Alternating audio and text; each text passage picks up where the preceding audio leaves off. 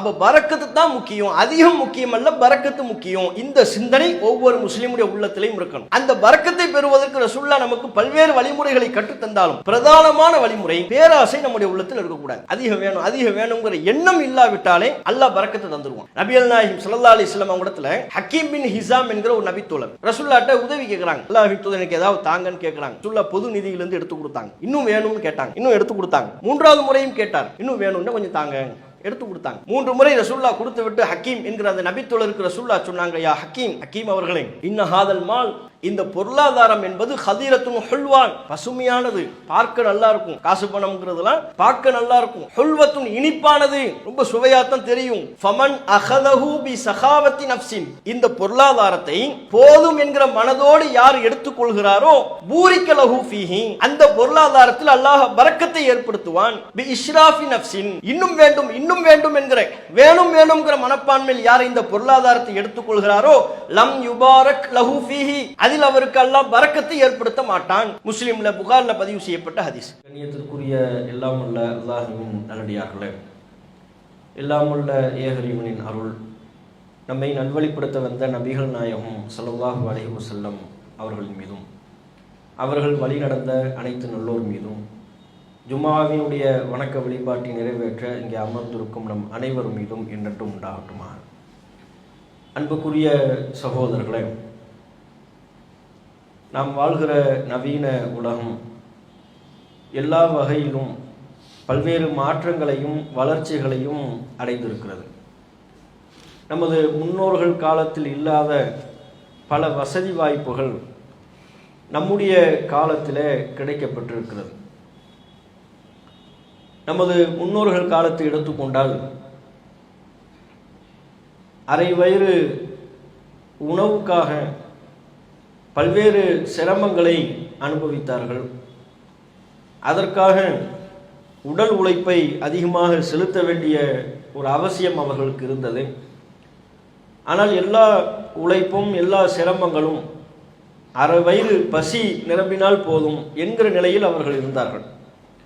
ஆனால் இன்றைக்கு நம்முடைய காலத்தில் உணவு என்று எடுத்துக்கொண்டால் வகை வகையான உணவுகள், ஒவ்வொரு நாளும் அதை சாப்பிடலாமா இதை சாப்பிடலாமா, இன்றைக்கு சமையலில் இதை சமைப்போமா அதை சமைப்போமா என்று யோசித்து யோசித்து நாம் சாப்பிட்டு கொண்டிருக்கிறோம். உணவு என்று எடுத்துக்கொண்டால் கூட நமது முன்னோர்கள் காலத்தை விட பல மாற்றங்களையும் வசதி வாய்ப்புகளையும் இன்றைக்கு பெற்றிருக்கிறோம். ஆடையை எடுத்துக்கொண்டாலும் அதுதான்.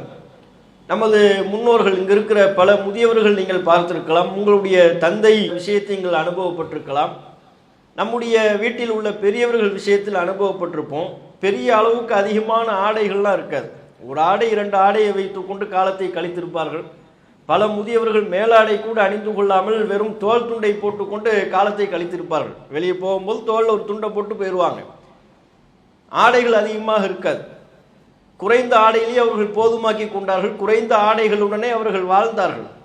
அந்த ஆடைகள்லையும் அங்கங்கே பல்வேறு தையல்கள் இருக்கும். பாக்கெட்டு கிழிஞ்சிருக்கும், அதில் தச்சிருப்பாங்க. பின்பகுதி முதுகு பகுதி கிழிந்திருக்கும், அங்கே தையல்கள் போடப்பட்டிருக்கும். ஆடை என்று எடுத்துக்கொண்டாலும் அப்படித்தான். செருப்புகளெல்லாம் நீங்கள் பார்த்துருக்கலாம், ரப்பர் செருப்பு போட்டிருப்பாங்க.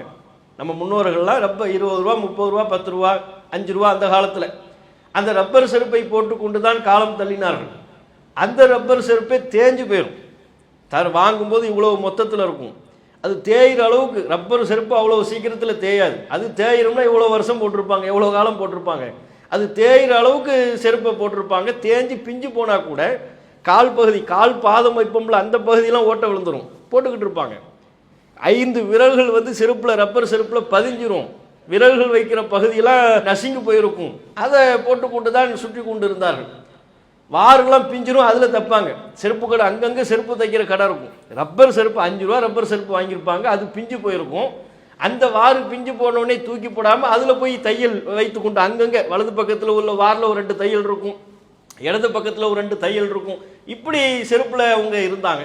இன்றைக்கி நம்முடைய ஆடை என்று எடுத்துக்கொண்டாலும் சரி, நாம் அணிகிற ஏனைய உபகரணங்கள், வைத்துக் கொள்ளக்கூடிய ஏனைய உபகரணங்கள் என்று எடுத்துக்கொண்டாலும் அதை விட பல மாற்றங்களை இன்றைக்கி நாம் அடைந்திருக்கிறோம். வளர்ச்சியை அடைந்திருக்கிறோம்.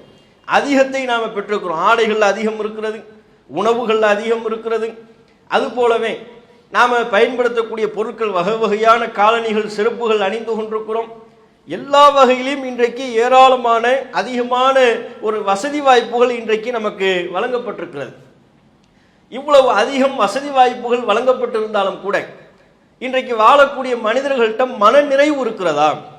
ஒரு அதிகமாக பொருளாதாரத்தை சம்பாதிக்கிறார், அதிகமான வசதி வாய்ப்புகளோடு, இப்போது நாம் சொல்லுகிற நம்முடைய முன்னோர்கள் காணாத வசதி வாய்ப்புகள், நம்முடைய முன்னோர்கள் அடையாத வசதி வாய்ப்புகள். அவங்க 2 கை பழைய சோறு சாப்பிடுவாங்க, வயிறு நிரப்பி அல்ஹம்துலில்லாஹ்னு போயிடுவாங்க. இன்னைக்கு நாம் எவ்வளவு சாப்பிட்டாலும் ஒரு போதாமை இருப்பதை நம்ம பார்க்கலாம் பல பேரிடத்துல. அப்போ நம்முடைய முன்னோர்கள் காணாத வசதி வாய்ப்புகள் இன்றைக்கு இருந்தும் கூட மன நிறைவு இருக்கிறதா?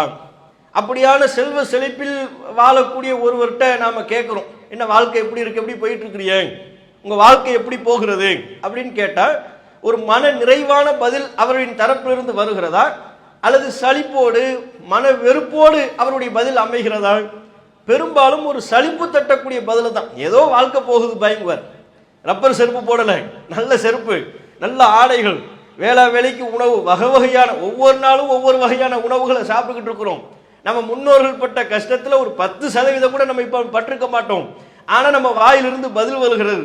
நம்முடைய வாழ்க்கையை பற்றி கேட்கும்போது நம்ம பதில் சொல்கிறோம், ஏதோ போகுது பாய், ஏதோ ஓட்டிக்கிட்டு இருக்கிறோம் அப்படின்னு சொல்லக்கூடிய ஒரு நிலையை எல்லோரும் பலரும் நாம் உணர்வதை நீங்கள் பார்க்கலாம். அப்போ இதுக்கு என்ன அர்த்தம்? ஏன் நம்முடைய முன்னோர்களை விட பல வகையில் நாம் வளர்ச்சி அடைந்திருந்தும் கூட ஒரு சலிப்பு தட்டக்கூடிய பதில் நம்மின் புறத்திலிருந்து வருகிறது என்றால் இந்த இரண்டுக்குமான வேறுபாடு என்ன என்று இஸ்லாமிய கண்ணோட்டத்தில் நாம் பார்ப்போமே. ஆனால் இங்கேதான் பரக்கத் என்கிற ஒரு அம்சம் மிகுந்த கவனத்தை பெறுகிறது. பரக்கத் என்பது இஸ்லாமிய மார்க்கத்தில் ஒரு முஸ்லிமுடைய வாழ்க்கையில மிக மிக முக்கியத்துவம் வாய்ந்தது. பரக்கத்துங்கிற வார்த்தை நம்ம கேள்விப்பட்டிருப்போம். பரக்கத்து, ரஹ்மத்துலாம் முஸ்லிம்கள் அதிகமாக புழங்கக்கூடிய ஒரு வார்த்தை தான். ஆனால் அதனுடைய பொருளை பற்றி நாம் சரியாக புரிந்து வைத்திருக்கிறோமா? பரக்கத்து என்றால் நம்முடைய புரிதல்ல, அதிகமான முஸ்லிம்களின் புரிதல்ல, பரக்கத்து என்கிற இந்த பதத்தை பற்றி, இந்த வார்த்தையை பற்றி என்ன புரிந்து வைத்திருக்கிறார்கள்? அதிகமா இருந்தால் அதுக்கு பேர் தான் பரக்கத்து. எது இருந்தாலும் அதிகமா இருக்கணும்.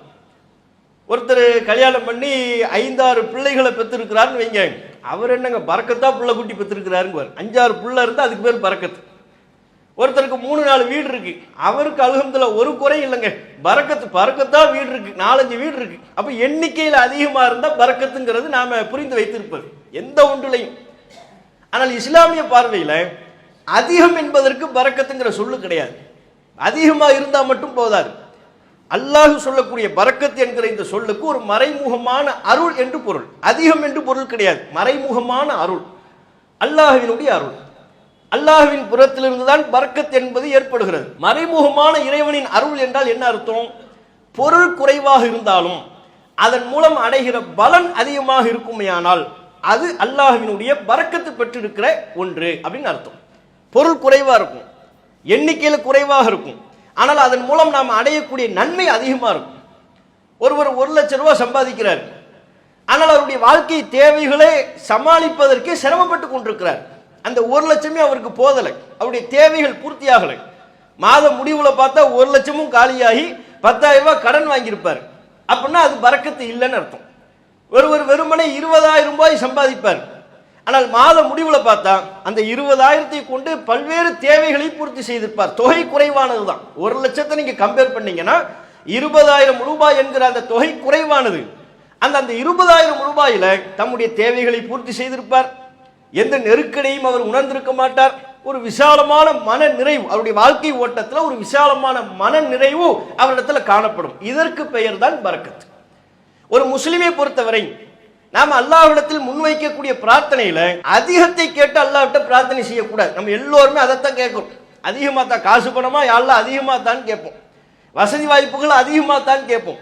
அதிகம் என்பது பரக்கத்து கிடையாது. அல்லாஹ்ட்ட நாம அதிகத்தை கேட்பதை விட பரக்கத்தை கேட்கணும். அருள் வளத்தை தா இறைவன், எனக்கு எதை தருகிறாயோ அதில் பரக்கத்தை ஏற்படுத்த. நமக்கு தேவைதானே பூர்த்தியாகணும், மன நிறைவு ஏற்படணும், எந்த நெருக்கடிக்கும் நாம் ஆளாகக்கூடாது. அது அதிகத்தில் இருக்கிறதா பரக்கத்தில் இருக்கிறதா என்று பார்த்தால் பரக்கத்தில் தான் இருக்கிறது, அதிகத்தில் இல்லை. தேவைகள் பூர்த்தியாகுவது என்பது மன நெருக்கடி இல்லாமல் ஒரு மன நிறைவை தரக்கூடிய அம்சம் என்பது அதிகத்தில் இல்லை, தொகையினுடைய எண்ணிக்கையில் இல்லை, அல்லாஹ் தருகிற அபிவிருத்தியில் இருக்கிறது, பரக்கத்தில் இருக்கிறது. அப்ப நம்முடைய தேவை பூர்த்தியாக வேண்டும், மன நெருக்கடி இருக்கக்கூடாது, மன நிறைவா இருக்கணும்னா அல்லாஹ்விடத்தில் நாம் அதிகத்தை கேட்பதை விட பரக்கத்தை கேட்கணும். நபிகள் நாயகம் ஸல்லல்லாஹு அலைஹி வஸல்லம் அவர்கள் அதைத்தான் நமக்கு சொல்லித்தராங்க. அதைத்தான் பல்வேறு தம்முடைய நடைமுறையின் வாயிலாக நமக்கு கற்றுத்தந்திருக்கிறாங்க. நீங்க பார்த்தீங்கன்னா ரசூல் ஸல்லல்லாஹு அலைஹி வஸல்லம் அவங்க பிற மக்களுக்கு, பிற நபித்தோழர்களுக்கு அவங்க அதிகமாக செய்த பிரார்த்தனைகளை பார்ப்பீர்களேயானால் பரக்கத்தை தான் அவர்களுக்கு, அருள் வளத்தை தான் கேட்டிருக்கிறார்கள். அதிகத்தை ரசூலுல்லாஹ் கேட்கல. நீங்க பார்க்கலாம், மணமக்களை வாழ்த்துவதற்காக, மணமக்களுக்கு நாம துவா செய்வதற்காக நபிகள் நாயகம் ஸல்லல்லாஹு அலைஹி வஸல்லம் அவங்க ஒரு துவாவை நமக்கு சொல்லித் தராங்க. முந்தைய காலத்தில் அந்த துவாலாம் ஓதுறது இல்லை. மணமக்களுக்காக வேண்டி ஓதுற துவானாலே அல்லாஹும் அல்லிஃப் பைனஹுமான்னு ஆரம்பிச்சிருவாங்க. இறைவா, ஆதமும் ஹவ்வாவும் எப்படி வாழ்ந்தார்களோ, யூசுஃபும் சுலைஹாவும் எப்படி வாழ்ந்தார்களோ, சில ஜோடிகள் குர்ஆன்ல சொன்ன ஜோடியா இருக்கும், சிலருக்கு இவரே ஜோடி சேர்த்து வச்சிருவார். யூசுப் அலைஹிஸ்ஸலாம் அவர்களுக்கு சுலைஹாங்கிற பேர்ல மனைவி இருந்ததா? இல்லவே இல்லை, இவரா சேர்த்து வைக்கிறது. இப்படி கற்பனையின் பேர்லையும் இருப்பவற்றை வைத்துக் கொண்டும் அந்த ஜோடி எப்படி வாழ்ந்தார்களோ, இந்த ஜோடி எப்படி வாழ்ந்தார்களோ அதுபோல் வாழ செய்ய நம்ம துவா செய்வோம். ரசூலுல்லாஹ் அப்படிலாம் சொல்லித் தரல. அல்லாஹ்வின் தூதர் மணமக்களை வாழ்த்துவதற்கு, அவர்களுக்காக பிரார்த்தனை செய்வதற்கு ரசூலுல்லாஹ் கற்றுத்தந்த துவா பரக்கத்தை மையப்படுத்தியது. திருமண பந்தத்தில் இணைய போறாங்க, இனி அவங்க வாழ்க்கையில மிக முக்கியமான தேவை பரக்கத், அல்லாஹ்வினுடைய மறைமுகமான அருள். அதனால தான் ரசூலுல்லாஹ் அவங்களுக்காக வேண்டி துவா செஞ்சாங்க. பாரக்கல்லாஹு லக்க ஓ பாரக்க அலைக்க ஓ ஜமா பைனகுமா ஃபி கைர். இதுதான் மணமக்களை வாழ்த்துவதற்கு அவர்களுக்காக நாம் செய்யக்கூடிய துவா. நபிகள் நாயகம் கற்றுத்தந்த பிரார்த்தனை. இந்த துவாவில் ரசூலுல்லாஹ் எதை கேட்கிறார்கள்? பாரக்கல்லாஹு லக்க ஓ பாரக்க அலைக்க, அகத்திலும் புறத்திலும் அல்லாஹ் உங்களுக்கு பரக்கத்தை வழங்குவானாக, அபிவிருத்தி அல்லாஹ் தரட்டும். குறைந்த பொருளில் கூட மன நிறைவை அடையக்கூடிய அம்சம் உங்கள் வாழ்க்கையில் ஏற்படட்டும். அல்லாஹ் உங்களுக்கு எதை தந்தாலும் அதுல பரக்கத்தை ஏற்படுத்தட்டும். ஓ ஜமா பைனகுமா ஃபி கைர், நன்மையில் உங்கள் இருவரையும் எப்போதும் அல்லாஹ் ஒன்றிணைக்கட்டும், நன்மையான காரியத்தில் அல்லாஹ் உங்களை ஒன்றிணைக்கட்டும். பரந்த பொருள் கொண்ட ஒரு பிரார்த்தனை அது. அப்ப நபிகள் நாயகம் ஸல்லல்லாஹு அலைஹி வஸல்லம் அவங்க திருமண பந்தத்தில் இணையக்கூடிய மணமக்களுக்கு அதிகத்தை கேட்டு பிரார்த்திக்கவில்லை, பரக்கத்தை கேட்டு பிரார்த்தித்தார்கள் என்பதை பார்க்கணும். அதே போல ரசூலுல்லாஹ் தமக்காக வேண்டி ஸலவாத்து ஓதுவதை நமக்கு கற்று தந்தாங்க. ரசூலுல்லாஹ் அவங்களுக்காக வேண்டி துவா செய்யணுங்கிறதையும் நமக்கு சொல்லி தந்தாங்க. அவங்களுக்காக நாம செய்யக்கூடிய துவாவிலையும் என்ன இருக்கிறது? பரக்கத்தை தான் கேட்கிறோம். அல்லாஹும்ம ஸல்லி அலா முஹம்மதின் வ அலா ஆலி முஹம்மதின் கமா ஸல்லைத அலா இப்ராஹிம் வ அலா ஆலி இப்ராஹிம் இன்னக்க ஹமீதும் மஜீத். ரசூல் ஸல்லல்லாஹு அலைஹி வஸல்லம் அவர்களுக்கும் அவங்க குடும்பத்தாருக்கும் அல்லாஹ் அருள் புரியட்டும் அப்படின்னு கேட்கிற முதல் பகுதி. அதற்கு பிறகு என்ன? அல்லாஹும்ம பாரிக் அலா முஹம்மதின் வ அலா ஆலி முஹம்மதின் கமா பாரக்த அலா இப்ராஹிம் வ அலா ஆலி இப்ராஹிம் இன்னக்க ஹமீதும் மஜீத். இறைவா, இப்ராஹிம் அலைஹிஸ்ஸலாம் அவர்களுக்கும் அவர்களின் குடும்பத்தாருக்கும் நீ எப்படி பரக்கத்தை பொழிந்தாயோ, அருள் வளத்தை பொழிந்தாயோ, அதுபோல் எங்கள் நபிகள் நாயகம் ஸல்லல்லாஹு அலைஹி வஸல்லம் அவர்களுக்கும் அவர்களின் குடும்பத்தாருக்கும் நீ பரக்கத்தை பொழி, அபிவிருத்தியை ஏற்படுத்தி. இப்ராஹிம் நபியினுடைய குடும்பத்தில் ஒரு பரக்கத்து இருந்ததாக நபிகள் நாயகம் ஸல்லல்லாஹு அலைஹி வஸல்லம் அவங்க நமக்கு சொல்லித் தராங்க. அவங்க வாழ்க்கையில பார்த்தாலும் அது நமக்கு தெரியும். குறைந்த விஷயங்களை கொண்டு தம்முடைய வாழ்க்கையை அவங்க தேவையை பூர்த்தி செய்து கொண்டார்கள். எது இல்லை என்றாலும் அதை அவங்க அலட்டி கொண்டதே கிடையாது. நெருக்கடி ஏற்பட்டா கூட அவங்க நெருக்கடியை உணரல, தங்களுடைய தேவைகளை சுருக்கி கொண்டார்கள். கிடைப்பவற்றை கொண்டு தேவைகளை பூர்த்தி செய்து கொண்டார்கள். அல்லாஹ் அவர்களுடைய குடும்பத்தில் ஒரு மிகப்பெரிய அபிவிருத்தி ஏற்படுத்தினான்.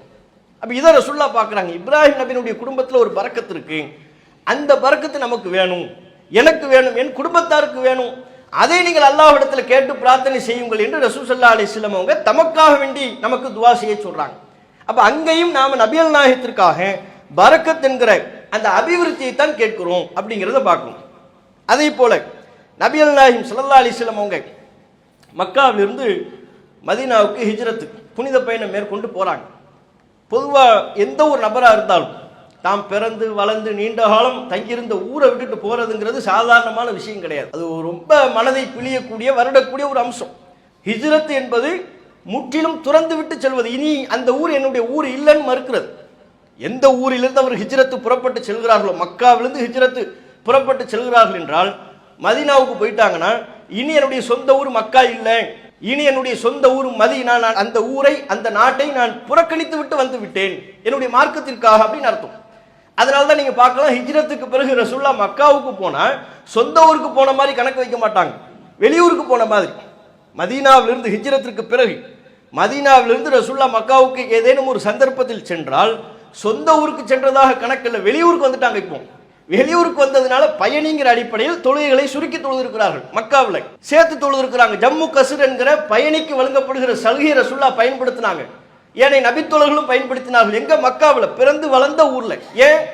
எப்போது ஹிஜ்ரத் என்கிற ஒன்று நடைபெற்று விட்டதோ அதற்கு பிறகு அந்த ஊர் சொந்த ஊர் ஆகாது. ஹிஜ்ரத்துக்கு வந்த ஊர் தான் சொந்த ஊர். மதீனா சொந்த ஊரா மாறிடும். இருந்தாலும் துவக்கத்தில் ஒரு பெரிய மனவேதனை. அதை விட்டுட்டு போறதுங்கிறது ஒரு சாதாரணமான விஷயம் இல்லை. அதை தாண்டி புதிய ஊருக்கு போறோம்.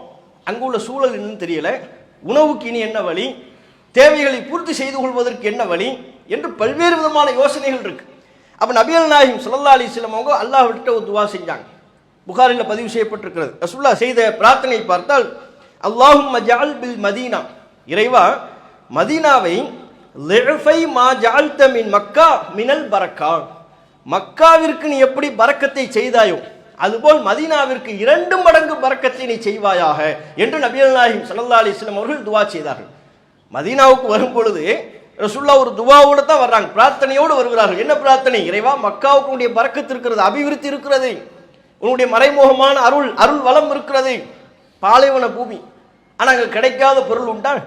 மக்காவில் கிடைக்காத பொருள் உண்டா? இப்ராஹிம் அலைஹிஸ்ஸலாம் அவருடைய குடும்பம் அங்கே தண்ணீருக்கு அழைத்தது. அப்படிப்பட்ட ஒரு பூமி. ஆனால் இன்றைக்கு பரக்கத் அங்கே ஏற்பட்ட காரணத்தினால அங்கிருந்து தண்ணியை வரும்போதெல்லாம் கொண்டு வந்துகிட்டு இருக்கிறோம்.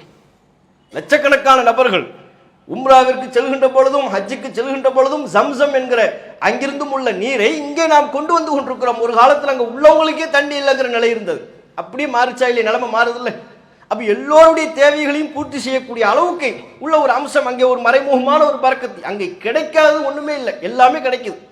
அப்ப மக்காவில் நீ எப்படி பரக்கத்தை செய்தாயோ அதுபோல் மதீனாவிற்கு நீ பரக்கத்தை ஏற்படுத்தி, 2 மடங்கு பரக்கத்தை ஏற்படுத்து. அல்லாஹும்ம ஜஅல் பில் மதீனத்தி லிஃபை மா ஜஅல்த மின் மக்கா மினல் பரக்கா, மக்காவிற்கு நீ ஏற்படுத்திய பரக்கத்தை போல 2 மடங்கு பரக்கத்தை மதீனாவிற்கு ஏற்படுத்த ரசூல் ஸல்லல்லாஹு அலைஹி வஸல்லம் அவங்க துஆ செஞ்சாங்க. அந்த துஆவின் விளைவாகத்தான் நீங்க பார்க்கலாம், மதீனாவுக்கு ரசூலுல்லாஹ் சஹாபாக்கள்லாம் வந்ததற்கு பிறகு அகதியா வர்றாங்க, ஒண்ணுமில்லாம வர்றாங்க. ஆனா பசி பட்டினியில் இருந்தாங்களா? அங்குள்ள அன்சாரி நபித்தோழர்கள் தங்களிடம் உள்ள உணவுகளை பகிர்ந்து கொண்டார்கள். இருவரின் உணவு மூவருக்கு போதுமானது என்கிற அடிப்படையில் அல்லாஹ் ஒரு மறைமுகமான அருள் வளத்தை ஏற்படுத்துவான் என்கிற அடிப்படையில் 2 பேருக்கு சாப்பாடு இருந்தால் அதை 3 பேர் சாப்பிட்டு கொண்டார்கள். மூவருக்கு உணவு இருந்தால் அதை 4 பேர் சாப்பிட்டு கொண்டார்கள். பேரித்தம்பழங்களை கொண்டே தம்முடைய வயிற்று பசியை போதுமாக்கி கொண்டார்கள். பாலை கொண்டு தம்முடைய வயிற்று பசியை போதுமாக்கி கொண்டார்கள்.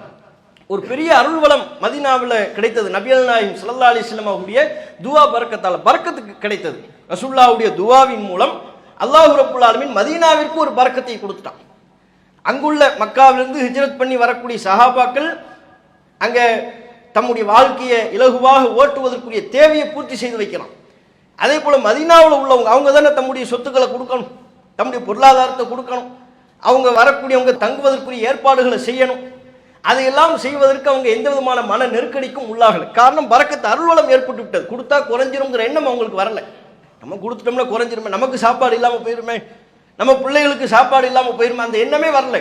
கொடுத்தா அல்லாஹ் நமக்கு தருவாங்கிற ஒரு மனநிறைவு அவர்களுக்கு ஏற்பட்டு விட்டது. எவ்வளோ பேர் வந்தாலும் அரவணைப்பதற்கு நாங்கள் தயார். மக்காவிலிருந்து எத்தனை நபித்தோழர்கள், எத்தனை மோமின்கள் இங்கே வந்தாலும் அவர்களை நாங்கள் அரவணைப்பதற்கு தயார் என்று சொல்லக்கூடிய வகையில் ஒரு மனம் விசாலமாகும். இதுதான் பரக்கத்து. இது வேணும். நமக்கு எவ்வளவுதான் அதிகமாக இருந்தாலும் மன நெருக்கடியில் ஒருவர் இருப்பார். ஆனால் அதற்கு போதலையே, இது பத்தலையே, அந்த தேவை பூர்த்தியாகலை, இந்த தேவை பூர்த்தியாகலை என்கிற ஒரு நிலை, ஒரு புலம்பக்கூடிய ஒரு நிலை இருக்குமே. ஆனால் நம்முடைய வாழ்வாதாரத்தில் அல்லாஹ் நமக்கு தரக்கூடிய ரிஸ்க்ல பரக்கத்து இல்லைன்னு அர்த்தம். அதுவே குறைந்த அளவில் அல்லாஹ் தந்தாலும் ஒரு மன நிறைவை அல்லாஹ் நமக்கு ஏற்படுத்துவானே. ஆனால் அந்த ரிஸ்கில் அல்லாஹ் நமக்கு தரக்கூடிய அந்த வாழ்வாதாரத்தில் பரக்கத்து இருக்கிறது என்று அர்த்தம். அப்ப நம்ம பரக்கத்தை அல்லாஹ்ட்ட கேட்கணும். அதைத்தான் நபிகள் நாயகம் ஸல்லல்லாஹு அலைஹி வஸல்லம் அவங்க கேட்குறாங்கிறத பார்க்கணும். அது மாதிரி ரசூலுல்லாஹ் சொன்னாங்க, உங்களை ஒருவர் சாப்பிட்டுக்கிட்டு இருக்கிறீங்க, ஒரு கையிலிருந்து சாப்பிடுற உணவு கீழே விழுந்து விட்டது, அதை விட்டுறாதீங்க, எடுங்க. அதில் அசுத்தம் இருந்தால் அசுத்தத்தை நீக்கி சாப்பிட்ருங்க. தம்முடைய உணவு தட்டில் எந்த உணவையும் அவர் மிச்சம் வைக்க வேண்டாம், வலித்து சாப்பிடுங்க. கை விரல்களில் உள்ள கொஞ்சம் மிச்சம் சாப்பாடு இருக்கும்ல, அதை கூட விட்டு விடாதீர்கள், விரல்களையும் வலித்துக் கொள்ளுங்கள். விரலை நன்றாக சூப்பி வலித்து விடுங்கள். உணவு தட்டை வலித்து விடுங்கள். கீழே உணவு விழுந்து விடுமையானால் அசுத்தம் பட்டுச்சுன்னா விட்டுறலாம், அதை எடுக்கணுங்கிற அவசியம் இல்லை. ஒரு பழம் சாக்கடையில் விழுந்துருச்சு, அது அசுத்தமாகி விட்டது, முடிந்து விட்டது. சாப்பிட்டு இருக்கும்போது கீழே அசுத்தம் நிறைந்த பகுதியில் உணவு விழுந்து விட்டது, அசுத்தமாகி விட்டது, அதை விட்டுறலாம். அசுத்தத்தை போக்கலாம்ங்கிற நிலை இருக்கும். ஆனால் ஒரு கவலை உணவு கீழே விழுந்து விட்டது, கீழே பெரிய அசுத்தம்லாம் இல்லை, லேசாக தூசி இருக்குது, தட்டினா சாப்பிட்றலாம்னா அதை எடுத்து சாப்பிட்ருங்க. நபிகள் நாயகம் ஸல்லல்லாஹு அலைஹி வஸல்லம் அவங்க சொன்னாங்க, எந்த உணவில் பரக்கத்து இருக்கிறது என்று அவருக்கு தெரியாது அப்படின்னு நாங்கள் சொல்லலாம். இந்த நடைமுறையை கடைபிடிக்க சொல்லிவிட்டு ரசூல்லா காரணம் சொல்கிறாங்க, நீங்கள் சாப்பிட்றீங்கல்ல, அல்லாஹ் நடுவில் அருள் வளத்தை உண்டாக்கணும். நம்ம தட்டில் உணவு இருக்கும் பொழுது சாப்பிட்டுக்கிட்டு இருக்கிறோம், நடுவில் அல்லாஹ் பரக்கத்தை தருவானோ, நமக்கு தெரியாம கண்ணுக்கு தெரியாது, மறைமுகமான அருள். அந்த பரக்கத்து எந்த உணவில் தங்கி இருக்கிறது என்று தெரியாது. ஆகவே தட்டில் எந்த உணவையும் மிச்சம் வைக்காதீங்க, கீழே விழுகிற உணவை விட்டுறாதீங்க. அசுத்தம் குறைவாக இருக்கும் யானால், அசுத்தம் இல்லாமல் இருக்கும் யானால் அதை துடைத்து விட்டு சாப்பிடுங்க. விரல்களில் உள்ள மிச்சத்தையெல்லாம் விட்டுறாதீங்க, அதையெல்லாம் சாப்பிடுங்க. இன்னைக்கு நிறைய பேர் பார்க்கலாம், கையில் சாப்பிட்டுருப்பாரு, சாப்பிட்டு அந்த ஃபுல்லாக ஏராளமான பருக்கைகள் இருக்கும், சோறுகள் இருக்கும், அதோட போய் கையை கழுவும். தட்டில் ஏராளமான உணவுகள் இருக்கும், அது அப்படியே கொட்டக்கூடிய நிலை ஏற்படும். அரிதான சில சந்தர்ப்பங்கள் என்பதை தாண்டி நம்மில் பலர் அதை அன்றாடமாக்கி விட்டோம். எவ்வளவுக்கு தேவையோ அதை விட கூடுதலாக வைப்போம். இன்னும் சில பேர் என்ன செய்வாங்கன்னா, தட்டை காலியாக்கிட்டு சாப்பாடு வைக்கக்கூடாது, இவராக ஒரு நம்பிக்கையை உருவாக்குறது. தட்டை காலியாக்கி சாப்பாடு வைக்கக்கூடாது, தட்டில் கொஞ்சம் சோறு இருக்கும்போது தான் இன்னும் கொஞ்சம் சோறு வைக்கணும். அப்போ தட்டில் ஏற்கனவே சோறு இருக்கும், எக்ஸ்ட்ரா இவர் கொஞ்சம் சோறு வாங்கி வைப்பார், எவ்வளவு சாப்பிடணும்னு தெரியாமல் மிச்சமாகி அதை கொட்ட வெட்டிது வந்துடும். அப்போ இந்த நடைமுறைகள் எல்லாம் தவிர்க்க வேண்டும் என்று நபிகள் நாயகம் ஸல்லல்லாஹு அலைஹி வஸல்லம் அவங்க சொன்னாங்க. அதுக்கு காரணமாக ரசூலுல்லாஹ் சொன்னது, எந்த உணவில் பரக்கத்து இருக்கும் தெரியாதுங்க, விட்டுறாதீங்க, விரல்களை நன்றாக சூப்பிக் கொள்ளுங்கள், தட்டை வலித்துக் கொள்ளுங்கள், கீழே விழுந்த உணவு அசுத்தம் இருக்கிறதான்னு பார்த்து அதை சாப்பிட்ருங்க. எந்த அரிசியில் எந்த உணவில் அல்லாஹ் நமக்கு பரக்கத்தை வச்சிருப்பான்னு தெரியாது. அப்போ நபிகள் நாயகம் ஸல்லல்லாஹு அலைஹி வஸல்லம் அவங்க அல்லாஹ்வின் புறத்திலிருந்து மறைமுகமான பரக்கத்தை பெறுவதற்கு இந்த ஒரு நடைமுறையை நமக்கு சொல்லித்தராங்கிறத பார்க்கணும். அப்துல்லா பின் புசூர் என்கிற ஒரு சஹாபி, ஒரு நபித்தோழர், ரசூலுல்லாவுக்கு ஒரு விருந்து வச்சாங்க. வாங்க எங்கள் வீட்டுக்கு வாங்க, வந்து சாப்பிடுங்கன்னாங்க. ரசூலுல்லாஹ் அவங்க வீட்டுக்கு போனாங்க, சாப்பிட்டாங்க. பேரிச்சம்பழம் ஏனைய அவங்க வீட்டில் உள்ள உணவையெல்லாம் கொடுத்தாரு. சாப்பிட்டு முடிச்சுட்டு போகும்போது அந்த நபித்தோழர், அல்லாஹ்வின் தூதர் எங்களுக்காண்டி துவா செய்யுங்கன்னு கேட்டாங்க. அப்போ நபிகள் நாயகம் ஸல்லல்லாஹு அலைஹி வஸல்லம் அவங்க துவா செஞ்சாங்க, அல்லாஹும்ம பாரிக் லஹும் ஃபீமா ரஸக்தஹும் வக்ஃபிர் லஹும் வர்ஹம்ஹும். இறைவா, இவர்களுக்கு நீ எதை ரிஸ்காக வழங்குகிறாயோ அதில் அபிவிருத்தியை ஏற்படுத்து, இவர்களுக்கு நீ கொடுப்பவற்றில் பரக்கத்தை உண்டாக்கு, இவர்களுடைய பாவங்களை மன்னித்து விடு, இவர்களுக்கு அருள் செய் என்கிற இந்த பிரார்த்தனை நபிகள் நாயகம் ஸல்லல்லாஹு அலைஹி வஸல்லம் அவங்க செய்தார்கள். அப்போ ரசூல் ஸல்லல்லாஹு அலைஹி வஸல்லம் அவங்க நபித்தோழர்களுக்கு செய்த பிரார்த்தனைகளில் மிக முக்கியமானது பரக்கத்து தான். தம்முடைய வாழ்க்கையில் அதைத்தான் ரசூலுல்லாஹ் எதிர்பார்த்தாங்க, அதைத்தான் அல்லாஹ்ட்ட கேட்டாங்க. தம்முடைய தோழர்களுக்கும் அதே பரக்கத்தை தான் கேட்டார்கள். அதனால தான் அவங்க வாழ்க்கையிலே ஒரு பரக்கத்து இருக்கு, உணவுல பரக்கத்து இருக்கு, நேரத்தில் பரக்கத்து இருக்கு. குறைந்த காலம்தான். நீங்கள் ரசூலுல்லாஹ்வுடைய வாழ்க்கையை பார்த்தாலும் சரி, நபியாக ரசூலுல்லாஹ்வுடைய ஒட்டுமொத்த வாழ்க்கை எத்தனை வருஷம்? 23 வருஷம். அந்த 23 ஆண்டு காலத்தில் ரசூலுல்லாஹ் ஏற்படுத்திய புரட்சிகள், நபிகள் நாயகம் ஏற்படுத்திய மாற்றங்கள், கால அளவு பார்த்தீங்கன்னா ரொம்ப வெறும் 23 வருஷம் தான். அந்த 23 வருஷத்தில் ஒரு சமுதாயத்தையே புரட்டி போடுறாங்க. அவர்களின் கலாச்சாரத்தை மாற்றுகிறார்கள், அவர்களுடைய வாழ்வியலை மாற்றுகிறார்கள், ஒரு பெரும் தாக்கத்தை செலுத்துகிறார்கள், மிகப்பெரிய புரட்சியை உண்டாக்குறாங்க. 23 வருஷத்தில் அது சாத்தியமாகி விடுகிறது ரசூலுல்லாஹ். ஆனால் இன்னைக்கு நாம இஸ்லாத்தில் இருப்பதாக சொல்லிக்கொண்டே எவ்வளவு காலம் இருப்போம்? 40 வருஷமா நாங்கள் இஸ்லாத்தில் இருக்கிறோம், 60 வருஷமா நாங்கள் இஸ்லாத்தில் இருக்கிறோம், பரம்பரையா நாங்கள் இஸ்லாத்தில் இருக்கிறோம்னு சொல்றோம். நம்ம காலத்தில் அப்படிப்பட்ட ஒரு பரக்கத்தை நம்ம பார்க்கிறோமா? குறைந்த கால அவகாசத்தில் நிறைய மாற்றங்களை ஏற்படுத்தக்கூடிய அளவிற்கு, குறைந்த கால அவகாசத்தில் குறைந்த நேரத்தில் ஏராளமான நன்மைகளை செய்யக்கூடிய அளவிற்கு நம்முடைய நேரத்தில் ஒரு பரக்கத்தை நம்ம பார்க்கிறோமா? நம்முடைய உணவுல பரக்கத்தை நாம இருக்கிறது, நம்முடைய ரிஸ்கில் அல்லாஹ் நமக்கு தரக்கூடிய வாழ்வாதாரத்தில் பரக்கத்து இருப்பதை பார்க்கிறோமா? ரசூலுல்லாஹ்வுடைய காலத்தில் ஏராளமான நபித்தோழர்கள் அவங்க வாழ்ந்த காலமே சொற்ப காலம். மோமின்களாக முஸ்லிம்களாக அவர்கள் வாழ்ந்த காலம் மிக மிக குறைவான காலம். ஆனால் அல்லாஹ்வுடைய பரக்கத்தை பெற்ற காரணத்தினால் இறைவனின் அருளுக்குரிய ஏராளமான காரியங்களை செய்தார்கள். இறைவனின் அருளை பெறக்கூடிய வகையில் தம்முடைய செயல்பாடுகளை குறைந்த கால அவகாசத்தில் அமைத்துக் கொண்டார்கள். அப்படியான செயல்பாடுகள் நம்மிடத்தில் இருக்குதா என்று நம்ம யோசிக்கணும். அப்போ பரக்கத்து தான் முக்கியம், அதிகம் முக்கியம் அல்ல, பரக்கத்து முக்கியம். இந்த சிந்தனை ஒவ்வொரு முஸ்லீமுடைய உள்ளத்திலையும் இருக்கணும். அந்த பரக்கத்தை பெறுவதற்கு ரசூலுல்லாஹ் நமக்கு பல்வேறு வழிமுறைகளை கற்றுத்தந்தாலும் பிரதானமான வழிமுறை பேராசை நம்முடைய உள்ளத்தில் இருக்கக்கூடாது. அதிகம் வேணுங்கிற எண்ணம் இல்லாவிட்டாலே அல்லாஹ் பரக்கத்தை தந்துடுவான். நபிகள் நாயகம் ஸல்லல்லாஹு அலைஹி வஸல்லம் அவங்க இடத்துல ஹக்கீம் பின் ஹிசாம் என்கிற ஒரு நபித்தோழர் ரசூலுல்லாஹ்ட்ட உதவி கேட்குறாங்க. அல்லாஹ்வின் தூதர் எனக்கு ஏதாவது தாங்கன்னு கேட்குறாங்க. ரசூலுல்லாஹ் பொது நிதியிலேருந்து எடுத்து கொடுத்தாங்க. இன்னும் வேணும்னு கேட்டாங்க, இன்னும் எடுத்து கொடுத்தாங்க. 3வது முறையும் கேட்டார், இன்னும் வேணும்னா கொஞ்சம் தாங்க, எடுத்து கொடுத்தாங்க. 3 முறை ரசூலுல்லாஹ் கொடுத்து விட்டு ஹக்கீம் என்கிற அந்த நபித்தோழருக்கு ரசூலுல்லாஹ் சொன்னாங்க, யா ஹக்கீம், ஹக்கீம் அவர்களே, இன்னஹாதல் மால், இந்த பொருளாதாரம் என்பது ஹதீரத்துன் ஹுல்வான், பசுமையானது, பார்க்க நல்லா இருக்கும். காசு பணம்ங்கிறதுலாம் பார்க்க நல்லா இருக்கும். ஹுல்வத்துன், இனிப்பானது, ரொம்ப சுவையாத்தான் தெரியும். ஃபமன் அஹதஹு பி சகாவத்தி நஃப்ஸின், இந்த பொருளாதாரத்தை போதும் என்கிற மனதோடு யார் எடுத்துக்கொள்கிறாரோ பூரிக்க லஹு ஃபீஹி, அந்த பொருளாதாரத்தில் அல்லாஹ் பரக்கத்தை ஏற்படுத்துவான். ஒமன் அஹதஹு, யார் அதனை எடுத்துக்கொள்கிறாரோ பி இஸ்ராஃபி நஃப்ஸின், இன்னும் வேண்டும் இன்னும் வேண்டும் என்கிற வேணும் வேணும்ங்கிற மனப்பான்மையில் யார் இந்த பொருளாதாரத்தை எடுத்துக்கொள்கிறாரோ லம் யுபாரக் லஹு ஃபீஹி, அதில் அவருக்கு அல்லாஹ் பரக்கத்தை ஏற்படுத்த மாட்டான். முஸ்லிம்ல புகார்ல பதிவு செய்யப்பட்ட ஹதீஸ். அப்ப நபிகள் நாயகம் ஸல்லல்லாஹு அலைஹி வஸல்லம் அவங்க நமக்கு அல்லாஹ் தருகிற பொருளாதாரத்துல, வாழ்வாதாரத்துல, ரிஸ்க்ல பரக்கத்து ஏற்படணும்னா அதுக்கு ரசூலுல்லாஹ் சொல்லி தரக்கூடிய வழிமுறை என்ன? போதுங்கிற மனநிறைவோடு, எனக்கு இது போதும் என்கிற மனநிலையில பொருளாதாரத்தின் மீதான பேராசையை வளர்த்துக் கொள்ளாமல் நாம் நம்முடைய செயல்பாடுகளை அமைத்துக் கொள்வோமேயானால் அல்லாஹ் எனக்கு எதை தருகிறானோ அது போதும், அல்லாஹ் எனக்கு எதை தர்றானோ அது போதுங்கிற மனநிலை இருக்குமேயானால் அல்லாஹ் தர்றதுல பரக்கத்து இருக்கும். அது போதலை, இது பத்தலை, அது பத்தலை என்று சலித்து கொண்டும் வெறுத்து கொண்டும் நம்முடைய பதில்களை அமைத்துக் கொள்வோமேயானால், நம்முடைய மனநிலையை வைத்துக் கொள்வோமேயானால் அல்லாஹ் அதுல பரக்கத்தை ஏற்படுத்த மாட்டான். அதனால தான் கோடீஸ்வரர்களெல்லாம் நீங்க பாருங்க, நம்ம பார்வையில் பெரிய பெரிய லட்சாதிபதிகளாக கோடீஸ்வரர்களாக தெரிவார்கள். ஆனா பத்தலைன்னு இருப்பாங்க. போதலையே, அதுக்கு பத்தலை, இதுக்கு பத்தலை, அந்த தேவை நிறைவேறலை, இந்த தேவை நிறைவேறலை, எல்லா விதமான பொருளாதார வசதி வாய்ப்புகள் அவர்களுக்கு திறந்து விடப்பட்டும் உள்ளம் விசாலமாகவில்லை, மன நிறைவு அவர்களுக்கு வழங்கப்படவில்லை. காரணம், பரக்கத்தை அல்லாஹ் எடுத்துட்டான். எந்த ரிஸ்கில் அல்லாஹ் பரக்கத்தை வைக்கிறானோ குறைவா இருந்தால் நமக்கு மன நிறைவு ஏற்பட்டுரும்.